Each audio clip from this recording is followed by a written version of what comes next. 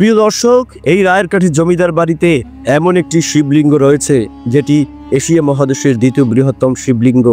যে শিবলিঙ্গটিকে চুরি করার জন্য কয়েক রাজ্য থেকে জমিদাররা এই রায়েরকাঠির জমিদার বাড়িতে আক্রমণ করেছিল, কিন্তু সেই শিবলিঙ্গটি তারা নিতে পারেনি, যার আর্থিক মূল্য বর্তমানে কোটি টাকার বেশি। তাহলে চলুন সেটি আপনাদের দেখাচ্ছি।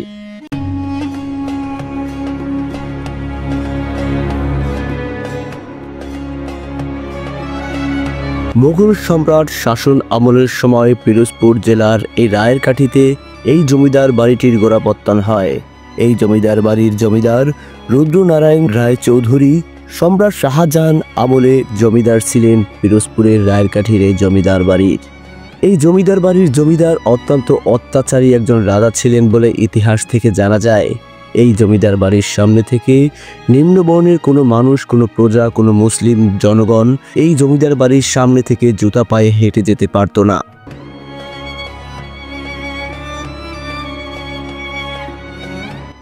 রুদ্রনারায়ণ রায় চৌধুরী অত্যন্ত অত্যাচারী রাজা হিসেবে তার রাজ্যে পরিচিত ছিলেন।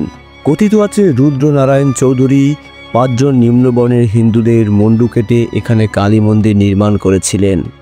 আর এই রুদ্রনারায়ণ চৌধুরীর জমিদার বাড়িতেই 1600 শতকে স্থাপন করা হয় একটি শিবলিঙ্গ। প্রিয় দর্শক, এই শিবলিঙ্গটি প্রায় 500 বছর পুরনো। রুদ্রনারায়ণ চৌধুরীর জমিদারি নিঃশেষ হলে এই শিবলিঙ্গটি এখনো পড়ে আছে ধ্বংস হয়ে যাওয়া জমিদার বাড়ির ভিতরে।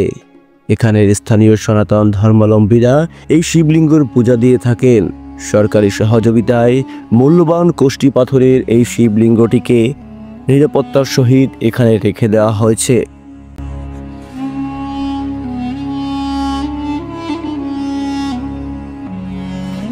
কথিত রয়েছে রুদ্রনারায়ণ রায় চৌধুরীর এই রাজ্যে পার্শ্ববর্তী বেশ কয়েক রাজ্যের জমিদার আক্রমণ করেছিল। আক্রমণের সময় তারা এই মূল্যবান শিবলিঙ্গটি নিয়ে যাওয়ারও চেষ্টা করেছিল, কিন্তু সেটি সম্ভব হয়নি।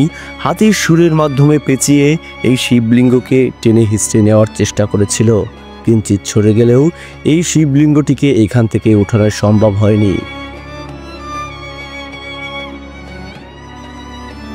প্রিয় দর্শক, এই শিবলিঙ্গটি হচ্ছে এশিয়া মহাদেশের দ্বিতীয় বৃহত্তম শিবলিঙ্গ। কোষ্ঠী পাথরের শিবলিঙ্গ হওয়ায় এটি অত্যন্ত মূল্যবান। কোটি টাকার উপরে দাম হওয়ায় বেশ কয়েকবার পিরোজপুরের রায়েরকাঠির জমিদার বাড়ির এই শিবলিঙ্গটিকে চুরি করার চেষ্টা করা হয়েছিল। এখনও প্রতিনিয়ত শিবলিঙ্গর গায়ে দুধ ঢেলে পূজা করা হয়। প্রাচীন আমলে, জমিদারি আমলে এই শিবলিঙ্গকে স্বর্ণ দিয়ে মরিয়ে রাখা হতো। এখন এই শিবলিঙ্গটি তালাবদ্ধ ঘরে রয়েছে, সবসময় তালাবদ্ধ থাকে, কারণ মূল্যবান এই শিবলিঙ্গটি যেন কেউ চুরি করে না নিয়ে যেতে পারে।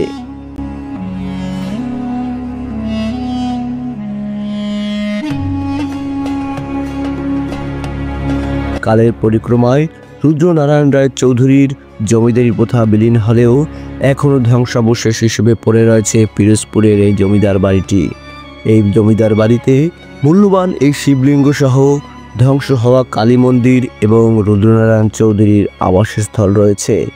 এই রুদ্রনারায়ণ রায় চৌধুরীর অত্যাচারী রাজত্বের কথা একে একে আমরা পর্ব আকারে আপনাদের জানাবো। আজকে আপনারা দেখলেন রুদ্রনারায়ণ রায় চৌধুরীর জমিদার বাড়ির মূল্যবান কোষ্ঠী পাথরের শিবলিঙ্গ। তো প্রিয় বন্ধুরা, পিরোজপুর জেলার রায়েরকাঠির জমিদার বাড়ির শিবলিঙ্গর ভিডিও দেখে আপনাদের কেমন লাগলো অবশ্যই আমাদের কমেন্টে জানাবেন, মন্তব্য জানাতে পারেন। সামনে দেখা হবে অন্য কোনো ভিডিওতে। ধন্যবাদ।